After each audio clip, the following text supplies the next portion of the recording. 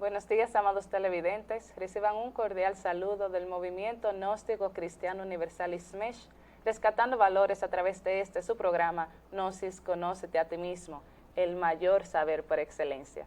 Le damos la gracia por sintonizarnos luego de algunos días ausentes. Bien, un año que ya culminó, pero un nuevo año que inicia. Gracias por sintonizarnos hoy, segundo domingo de enero, 8 de enero del 2017. Esperando que las Navidades hayan sido muy gratas y de unión familiar y de unión con su Padre interno principalmente. Hoy vamos a tener un programa sumamente lindo y hermoso relacionado con los programas que dimos culminando el año anterior, que tiene que ver con los grandes iniciados. Y vamos a vamos a seguir con un gran iniciado muy importante. Pero antes de entrar de lleno a lo que sería nuestro programa, aquí me acompaña mi compañero Ricky Adolfo Guzmán. Muy buenos días, damas y caballeros. Para mí es un honor estar aquí con ustedes y deseándole a todos en este nuevo año que tengan prosperidad, amor y paz, y que sus anhelos espirituales se enaltezcan y se revaloricen para que podamos seguir en la senda de la divinidad. Que así sea. Bien, entonces vamos a pasar a nuestra frase del día de hoy. Antes de comenzar, una frase con la que terminamos también el año pasado, nuestro último programa en vivo, porque sabemos que los domingos anteriores sí se dieron un programa, aunque no a las 11 de la mañana, sino que se dio una hora más tarde, a las 12. Pero nuestro último programa en vivo, en directo, terminamos con esa frase, porque muchos son los llamados, pero pocos los escogidos. Una frase dicha por el mismo Maestro Jesús el Cristo, en la cual nosotros debemos de meditar profundamente en ella. ¿Por qué en la Biblia, por qué Jesús, ese gran Maestro, nos habla de esa manera? Muchos son los llamados, pero pocos los escogidos. Todos nosotros, toda la humanidad está llamado a este gran conocimiento, que nosotros todos los domingos hacemos un esfuerzo para llevarlo de la manera más llana, más simple, de una forma que usted, amigo televidente, pueda entenderla. Todos estamos llamados a este conocimiento, sin importar que sea la gnosis que lo dé directamente, que sea la otra religión, la evangélica, la católica, pero hay solo un conocimiento, una sola verdad, y todos estamos llamados a conocerla y a ir hacia ella, pero hay muy pocos escogidos. Aunque todos la estudiemos, aunque todos la practiquemos, solamente aquellos que han pasado por la muerte segunda, o el nacimiento segundo, mejor dicho, aquel que se ha trabajado internamente, que ha eliminado esos defectos psicológicos, es decir, que ha trabajado en los 3 factores de revolución de la conciencia: muerte en cuanto al ego, al mundo, nacimiento para el Padre, para Dios, para este gran conocimiento, y el sacrificio por la humanidad. Solamente aquellos que hayan tenido un total dominio de estos 3 factores de revolución de la conciencia, solamente aquellos que han tenido ese nacimiento segundo, esa autorrealización en sí, son los escogidos. Ninguna religión puede decir, nosotros somos los escogidos. Nosotros los gnósticos no podemos decir, la gnosis son los escogidos.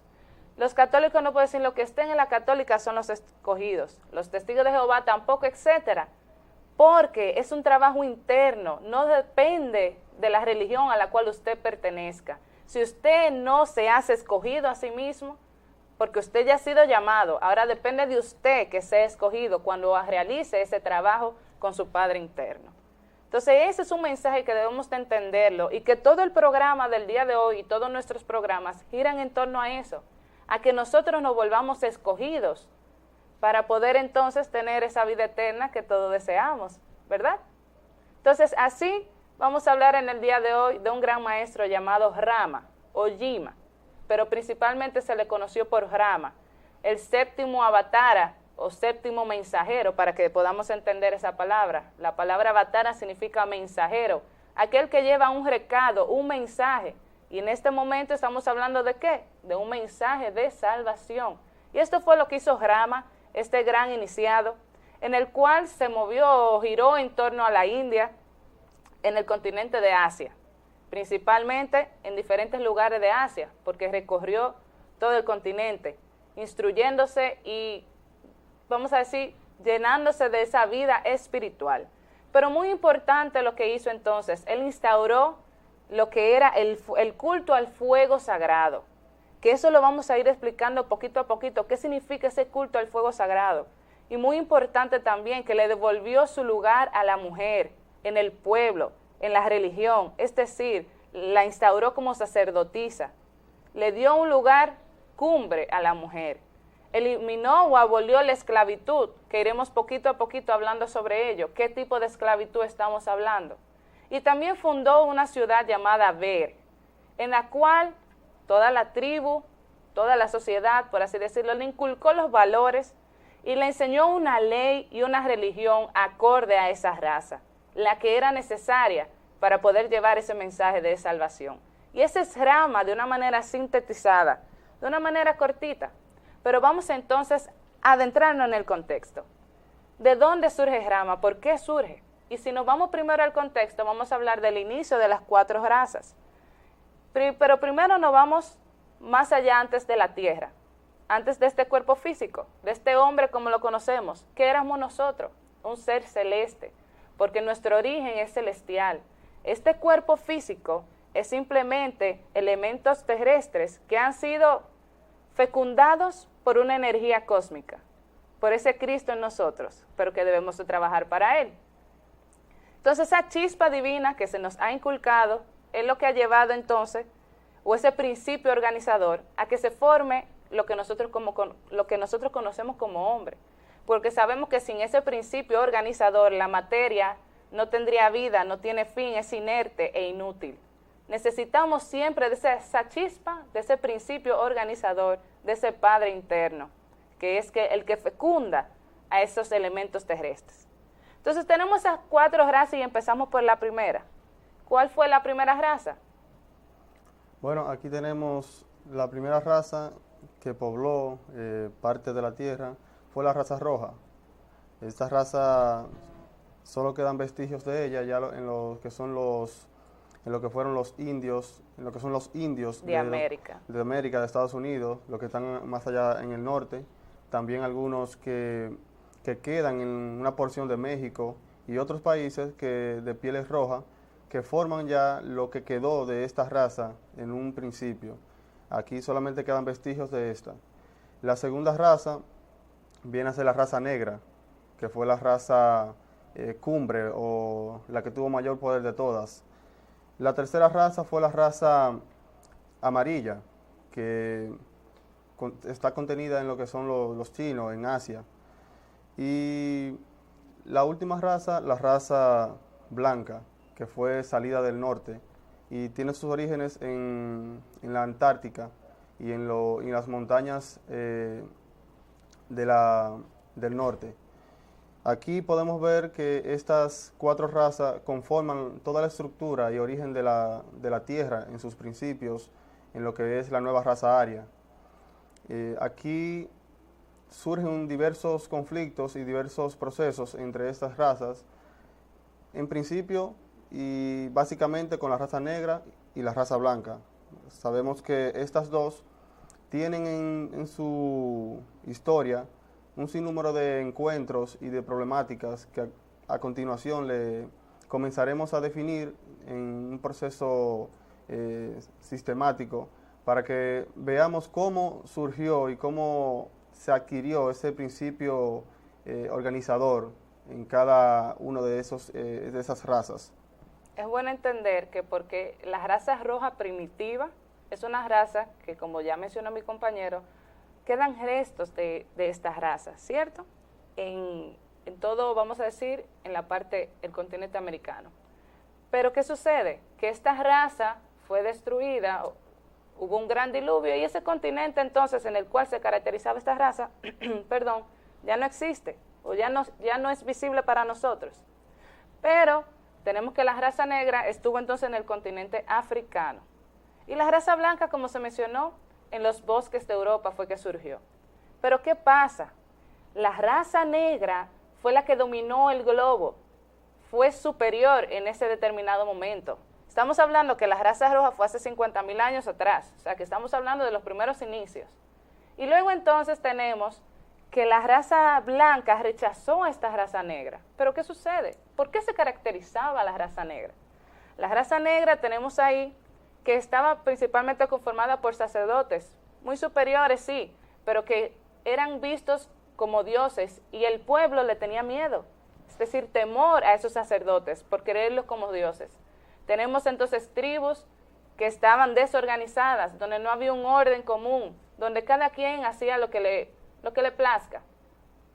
Pero entonces tenemos ahí que la religión fue entonces donde se basó en un principio muy negativo, porque era a través del temor que ellos infundían la religión.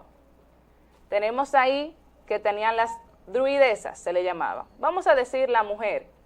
La mujer tenía un papel sumamente importante en un primer inicio en esa raza negra, en la cual los diferentes sacerdotes le dieron un lugar importante, porque ésta tenía, vamos a decirlo así, la sensibilidad para poder ver lo oculto y lo más allá. Pero en un primer momento eran positivas, es decir, que llevaron a la raza aria a un esplendor en sus inicios. Sin embargo, con el tiempo, con la corrupción, con la ambición, ¿qué sucedió? Ya no existía esa intuición divina en esa mujer, sino que era simplemente superstición. Y la ambición y el deseo de seguir dominando hizo que perdieran, vamos a decir, esos poderes internos, y sin embargo simplemente se quedaron dominando para el control de ese pueblo, de esa tribu y de esa raza. ¿Por qué? Porque lo que se caracterizaba después era por la resistencia física, por esa energía pasional, por esa religión en una forma negativa. Es decir, que entonces Dios y la naturaleza se encontraban en un muy poco por ciento, por así decirlo, en esa raza.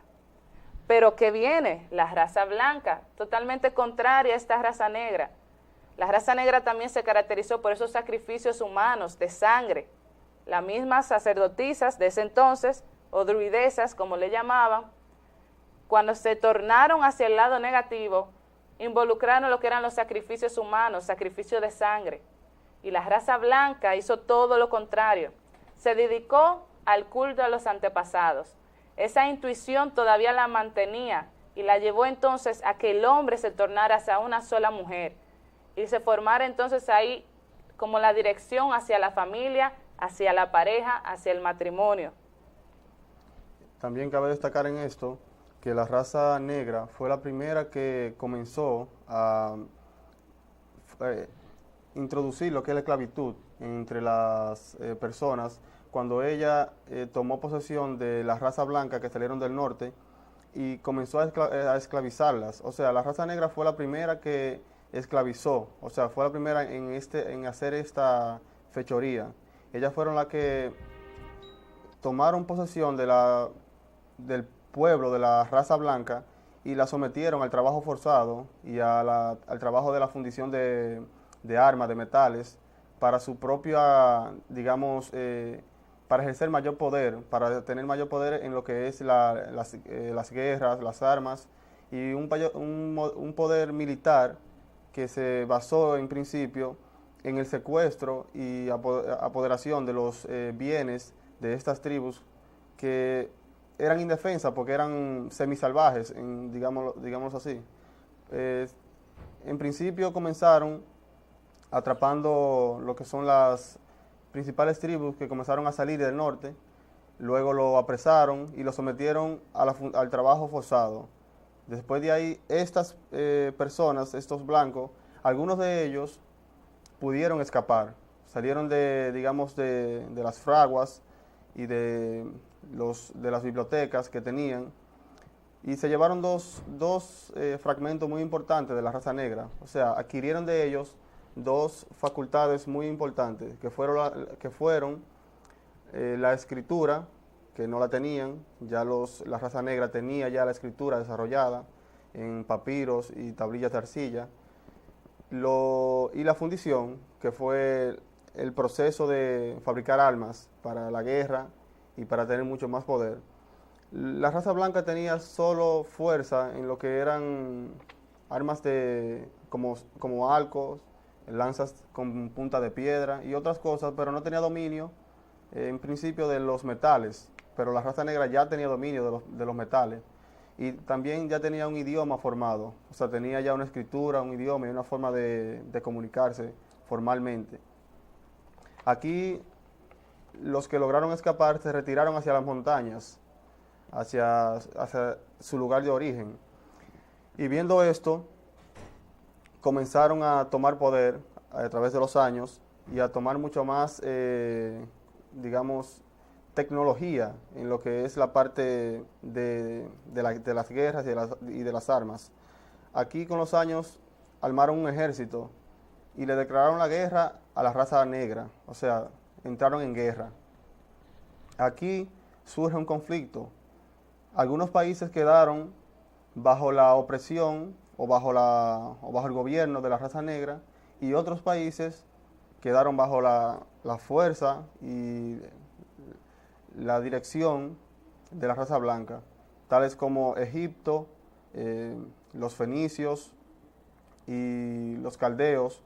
Estos países tienen digamos, una dirigencia de la raza negra en sus orígenes, pero Tracia, Grecia y otros más tienen ya, digamos, la dirección de la raza blanca, porque cuando se comenzó la guerra, o sea, cuando se comenzó el enfrentamiento entre las dos razas, hubo algunas divisiones. Ellos tomaron algunos territorios, la raza blanca, y la raza negra tomó otros territorios, y se dividieron entonces todo el poder entre los continentes.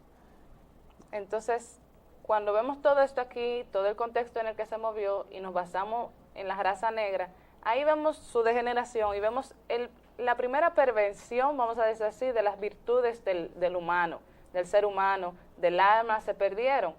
¿Por qué? Porque ya ellos no estaban guiados vamos a decirlo así, por una autoridad sabia, sino que estaban siendo guiados por instintos egoicos de ellos mismos, la ambición, la corrupción. Pero hay que plasmar algo importante. La raza negra se basó en el monoteísmo, esa adoración a un Dios supremo, absoluto. Sin embargo, la raza blanca fue entonces al politeísmo, a la diversidad, al desarrollo de esa diversidad en nombre de la naturaleza. Sin embargo, vemos que eran dos corrientes totalmente diferentes en cuanto, de forma literal, dos genios distintos, en la cual los negros se les conocía por semíticos y a los blancos se les conocía por arios o arias. Pero entonces, ¿qué pasa? Si nos vamos muy, muy atrás, en un primer momento, al inicio de esa raza, esos dos genios estaban en uno solo. Se unían. La síntesis y el equilibrio de estos dos, sin importar el monoteísmo, el politeísmo, cuando se une esa diversidad, se forma uno solo. Y ese equilibrio es el que da la salvación al hombre. Eso era lo que ellos necesitaban y lo que el ser humano necesita. Porque estamos hablando de una raza negra, de una raza blanca. Pero eso es de forma literal, pero a la manera simbólica, eso existe dentro de cada ser humano. Esa guerra, vamos a decirlo así, esa ambición, esa corrupción la tenemos internamente, desplazando a nuestra parte espiritual, que ese es un enfoque importante que debemos de darle, porque ¿para qué traemos este contexto si no lo ponemos y lo enfocamos hacia lo que estamos viviendo ahora? Hoy en día, esa guerra entre esa raza blanca y esa raza negra todavía se da, pero internamente en nosotros. ¿Y qué sucede? La manifestamos hacia el exterior. Toda la degeneración, todo lo que está ocurriendo hoy en día es debido a esa guerra interna que tenemos.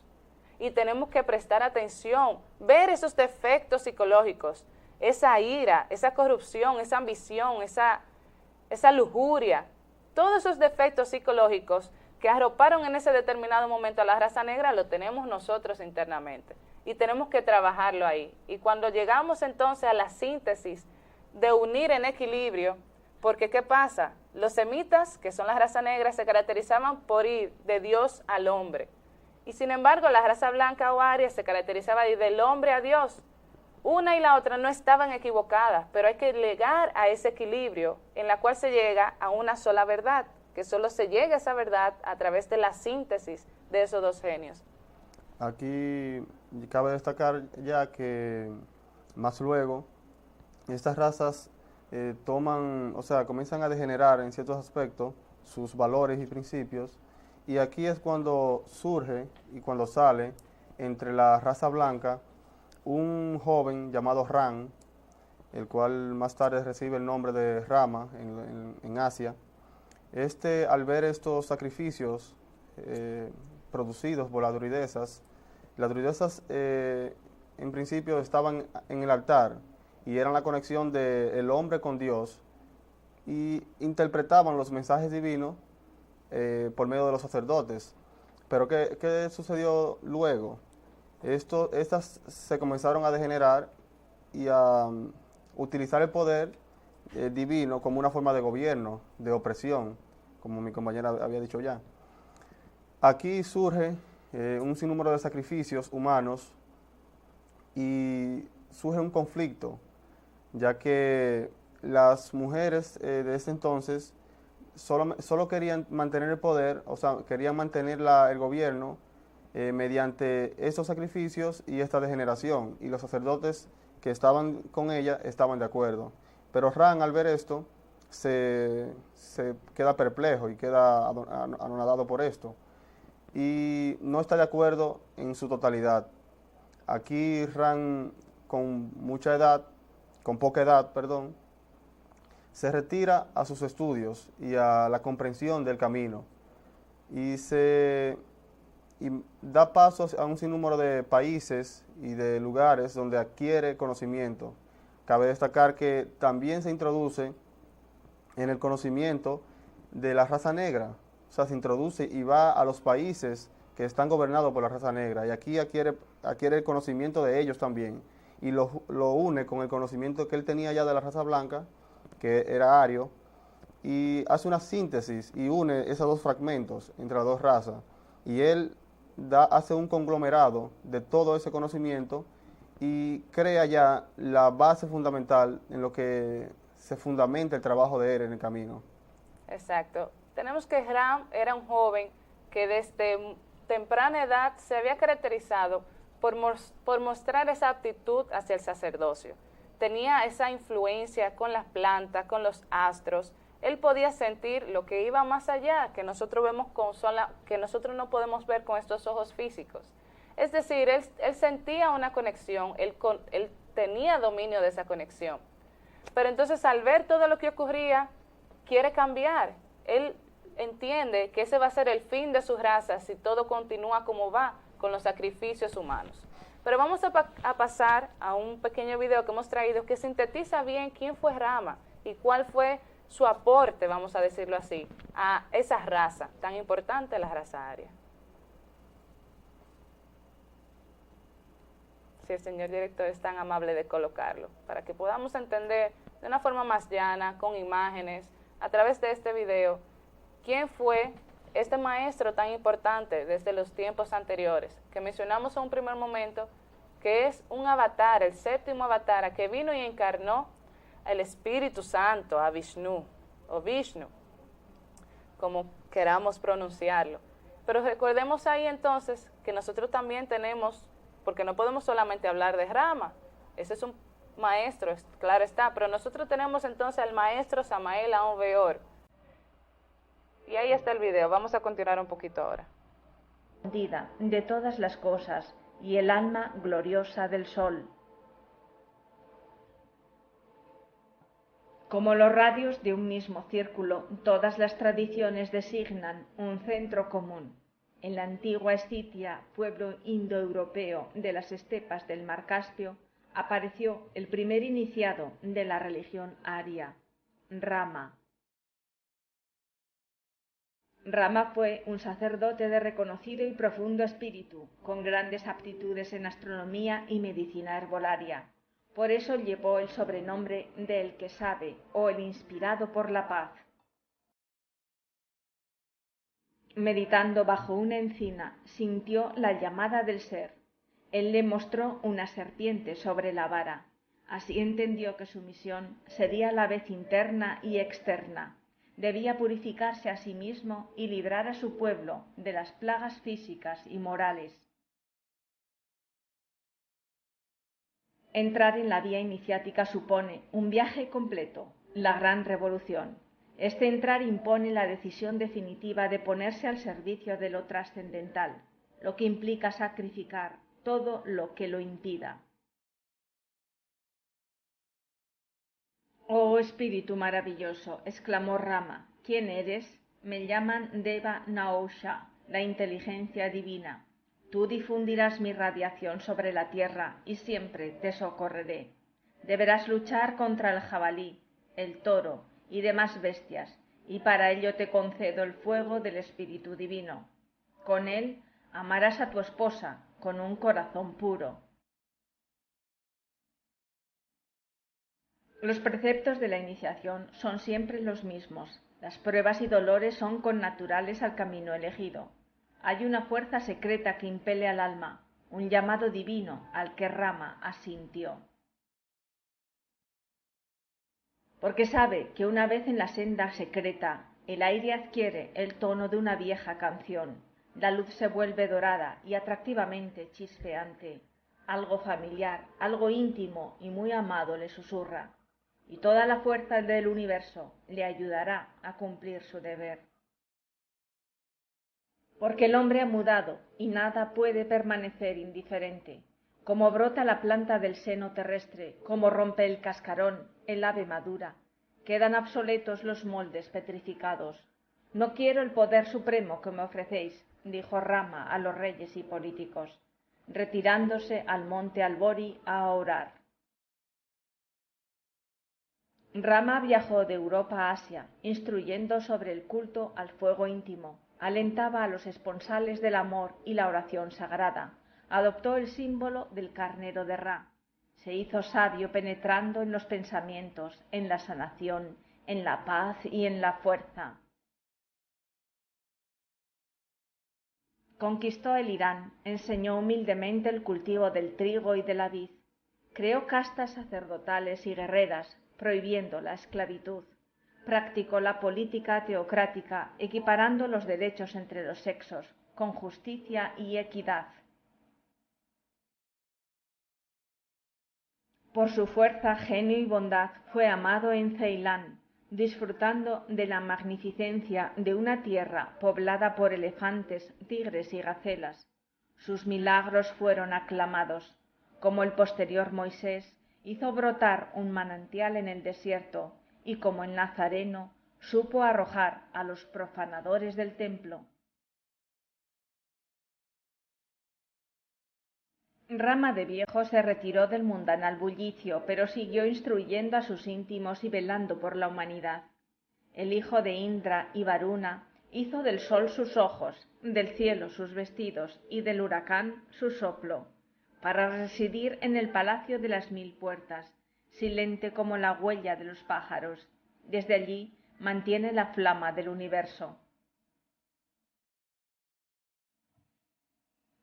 Dice el libro de la sabiduría que la creación entera espera con ansia la manifestación de los hijos de Dios. La sucesión de estos a través de los tiempos es una necesidad para la humanidad. Tras Rama, sus enseñanzas y hazañas se siguen adorando en los Vedas.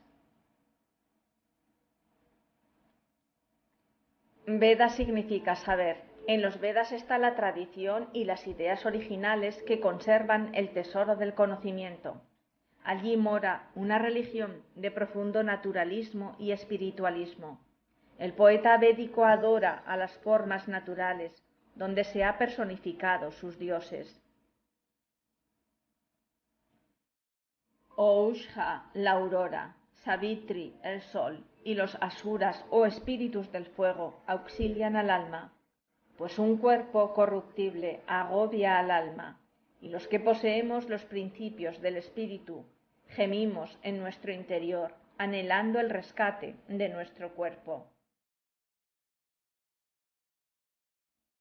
En la línea iniciática aria, el sucesor es Krishna, otro enviado divino que logró cristalizar al Cristo íntimo y renovar los principios perennes. Cuando el hombre degenera, los hijos de Dios lo salvan una y otra vez. La India védica cayó en el exceso con la separación de castas y el culto lunar, inclinándose a la idolatría y a la magia negra. Esos bajos fondos de la sociedad india favorecieron también la poligamia y la tiranía. Ascetas y anacoretas habitaban en las ermitas y fondos de las selvas esperando el retorno de Dios. Dichosas las gentes que obtienen su bendición.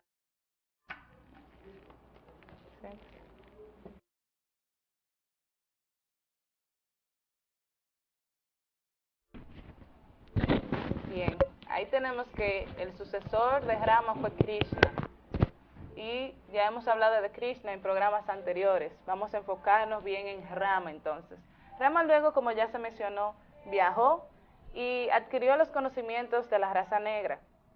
Y cuando regresó hacia el norte, a su raza blanca, ¿qué pasa? Las personas habían sido infectadas por una plaga, una peste, que circundaba por su sangre, y él oraba y pedía por una salvación.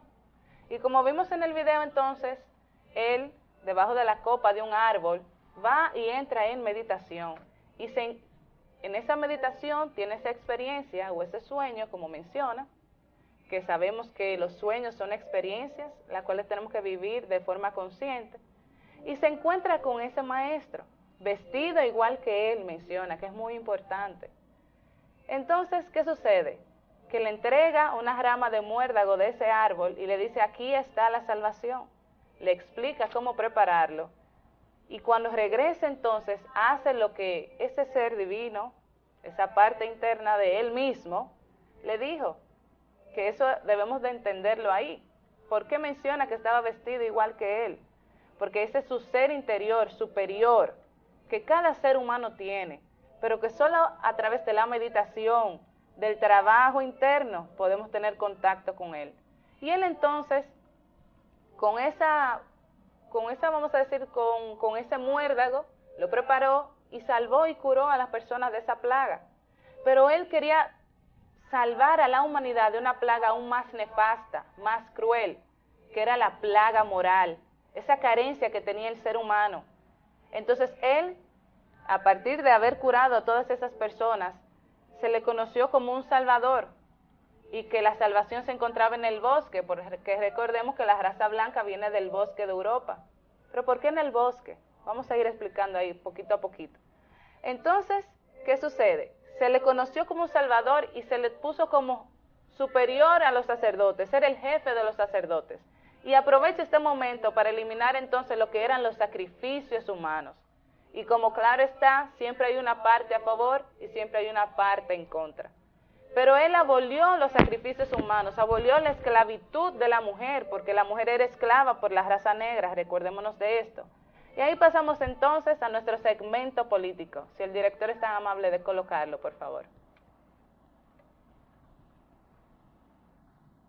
Y ahí tenemos en nuestra parte política que Rama proclamaba la igualdad de vencedores y vencidos, la abolición de la esclavitud y de la corrupción.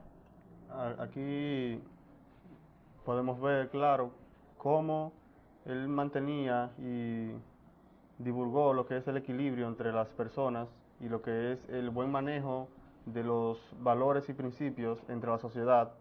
Aquí no había vencedores ni había vencidos. Aquí simplemente había personas que desempeñaban una función determinada, lo que es muy diferente ahora. Ahora cada quien busca su beneficio, su bienestar, y deja que el otro se muera con sus penas y con sus miserias. Aquí Rama da un ejemplo claro de lo que tenemos que hacer cada uno de nosotros, y es buscar ese equilibrio entre la sociedad, que cada quien reciba lo que se merece y se le sea dado lo que se merece, para que se mantenga esa armonía social. Exactamente. Y la corrupción hoy en día nos arropa a todos. No solamente podemos hablar de corrupción política allá arriba, sino y el pueblo. ¿De dónde salen esos líderes políticos? ¿De dónde salen los sacerdotes? ¿De dónde sale todo el mundo que desempeña un papel importante o que tiene un poder ante el pueblo? Sale del mismo pueblo. Entonces el pueblo es el que está corrupto, el que está podrido.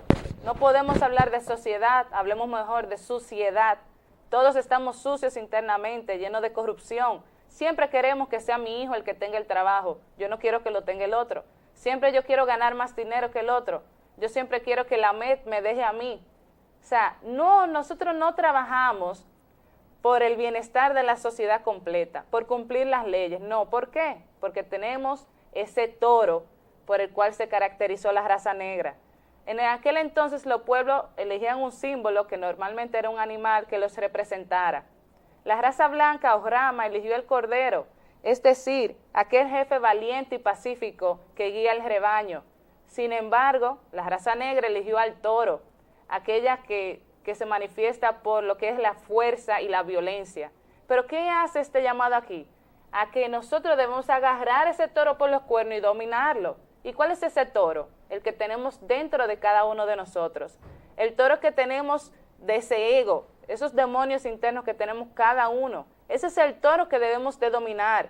Si yo no me autoobservo, si yo no me miro internamente, si yo no sé cuando alguien me dice algo negativo, qué se está manifestando en mí, no estoy agarrando el toro por los cuernos. Usted tiene que agarrar ese ego, ese defecto psicológico, estudiarlo, dejarlo ahí, ponerlo en el banquillo de los acusados, segregarlo y pedirle a su Madre Divina que le ayude a eliminar ese defecto psicológico. Nos vamos a unos pequeños cortes comerciales. No se muevan, que regresamos con muchísimas más enseñanzas importantes.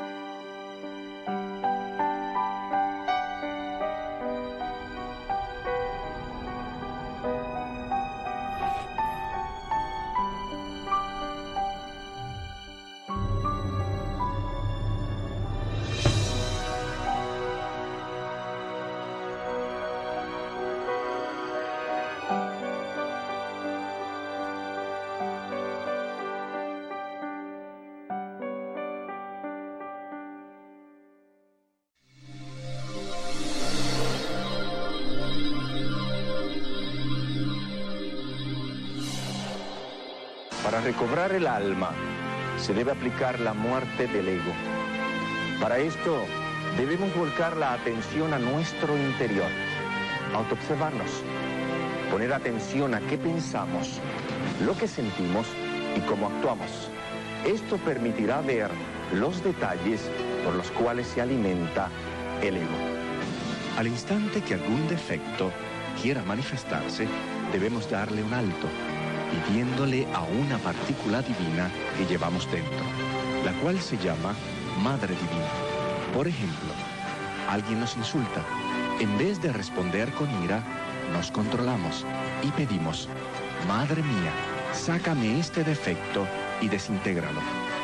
Solo eliminando los detalles que alimentan el ego a cada instante, día tras día, iremos liberando el alma hasta que la luz vuelva a brillar en nosotros.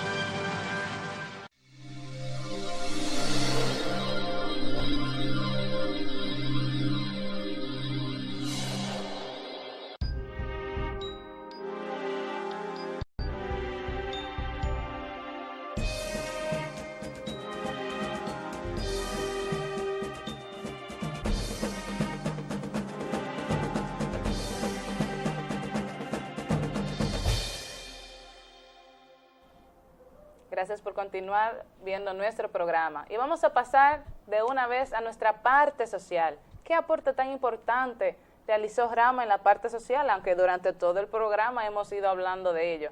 Si el señor director es tan amable de colocarlo en pantalla, por favor. Tenemos aquí que Rama principalmente trabajó, hablamos del matrimonio, hablamos que le dio su lugar a la mujer. Pero ¿de qué manera? La mujer se convirtió en una verdadera sacerdotisa del hogar, del pueblo, de la religión. Se convirtió en una guardiana del fuego. Y aquí vemos que menciona que instauró el verdadero matrimonio a través del fuego sagrado y el respeto de la mujer en el hogar, devolviéndole su lugar como sacerdotisa.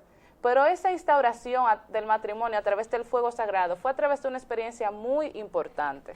Esta experiencia está basada simple y llanamente cuando Rama se sienta debajo del árbol. Aquí se adentra en los mundos internos y se le aparece de nuevo esta figura que es igual a él, que es su parte interna, y le entrega una copa en la mano derecha y una antorcha en la mano izquierda. Aquí se le entrega a una mujer que está en el suelo, toda sucia, le entrega la copa. Y luego la antorcha se le entrega al hombre, símbolo de la alquimia sexual y de la unión de pareja. Aparte de esto, también cuando le entrega la copa y la antorcha, en un altar de piedra se enciende una llama. Y aquí Rama entiende la enseñanza y lo que debe de hacer de ahí en adelante. Ahí tenemos entonces que esa antorcha representa ese Espíritu Santo a través del fuego sagrado. Y por eso es que hablamos entonces que Rama vino a instaurar el matrimonio a través del fuego sagrado. Estamos hablando de alquimia, amigo televidente aquí. Y todos sabemos, quienes han visto este programa anteriormente, cuando hablamos de alquimia, ¿de qué estamos hablando? Ese Espíritu Santo, olvídese, que no es como la gente cree, que vino algo y se me posó y entonces ya, no es así la historia. Es un trabajo interno a través de la alquimia en pareja, hombre y mujer. Por eso entonces fue que la raza blanca se fue a la monogamia, solamente un hombre y una mujer. A través de la alquimia se instauró ese fuego sagrado. Y ahí él entendió, también al darle la copa a la mujer, le dice el genio o su maestro interno, que era símbolo de amor y de vida. Y le devolvió su puesto a la mujer como sacerdotisa. Pero ahí tenemos que meditar en esa parte. Hoy en día nosotros no le damos el puesto a la mujer, no le damos ese valor que amerita. Y vamos a pasar entonces ahí, porque el tiempo se nos está acabando, a nuestro segmento bíblico. Si el señor director puede colocarlo, por favor. Para pasar con nuestro primer segmento bíblico, en el cual se va a relacionar con lo que eran 4 estaciones o 4 fiestas. Tenemos en Génesis primero, versículo 14, y ese va a ser el único versículo que vamos a interpretar en verdad. Dijo luego Dios: haya lumbreras en la expansión de los cielos para separar el día de la noche, y sirvan de señales para las estaciones, para días y años. Aquí Rama nos deja como parte de su legado lo que son las 4 fiestas. La primera fiesta, la de primavera, está consagrada al esposo y la esposa, el amor del esposo y la esposa, en fiesta, en unión. La segunda es la del verano, está consagrada a los niños, los cuales son los que reciben esa cosecha de vida entre las parejas. La tercera fiesta, la de otoño, está consagrada al esposo y a la esposa, pero en este caso en el trabajo de la tierra. En este sentido nos referimos a lo que es el trabajo internamente y el trabajo con la alquimia. En este caso está representado en la unión del trabajo, y los niños son los que le brindan las herramientas, los niños son las virtudes, los valores. Y la fiesta más importante de todas, la fiesta de Navidad o de invierno, está representada por un niño recién nacido o los niños recién nacidos, que son esas afloraciones divinas que van naciendo nosotros según vamos trabajando. Y también la noche santa, o sea, la noche buena, Rama la expresa como la noche santa o la noche madre, la cual da luz al sol naciente, al segundo día, que es el día 25 en este caso. Y aquí podemos ver lo que simbólicamente representa el nacimiento internamente de nuestro Cristo interno, ya después de todo el sacrificio, al final de nuestra vida, que es el final del año, representado simbólicamente.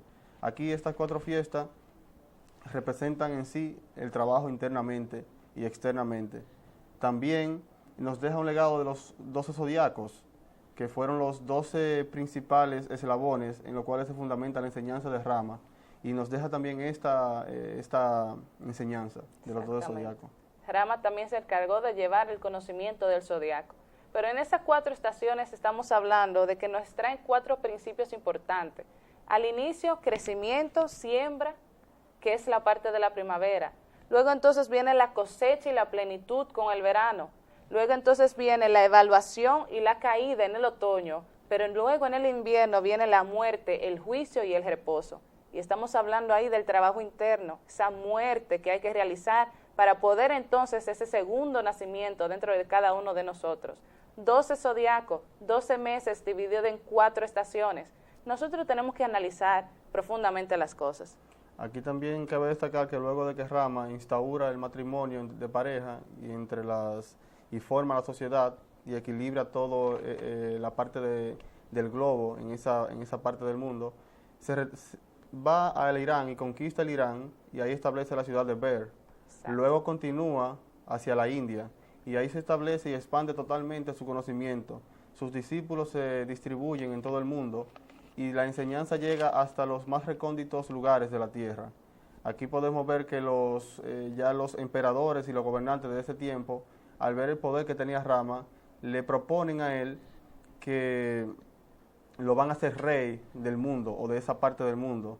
Aquí Rama lo consulta y al principio Rama tuvo una experiencia con una mujer toda sucia. Al final tuvo una experiencia con una mujer muy bella y muy elegante, la cual representaba a la humanidad que ya estaba limpia, o sea, que había limpiado con sus trabajos. Aquí la mujer le tiene una corona. Una corona. Esta corona representa el poder del mundo, pero de inmediato el padre le dice que si deja poner esa corona en la cabeza, perderá toda su inteligencia y todos sus principios. Aquí tiene Rama como consiguiente que no debe aceptar la propuesta de los digamos, esos emperadores, esos reyes. Y aquí podemos ver lo que es el abandono de esos valores meramente materiales y digamos, la revalorización de esos principios espirituales, que debemos abandonar ese apego a la materia y enaltecer nuestra parte interna. Aquí hace referencia a eso. También podemos decir que... Ya se nos acabó el programa. Vamos a hacer una síntesis con una frase. Que el amor supremo es una renuncia. Así lo dice Rama. Renunció al mundo y renunció a la degeneración sexual, porque toda esa experiencia con esa mujer tenía que ver con la parte sexual. Gracias por sintonizarnos. Nos veremos el próximo domingo con un tema sumamente importante de muchísima calidad para nuestra parte interna. Nos veremos el próximo domingo y que tengan buen provecho. ¡Feliz año! Provecho.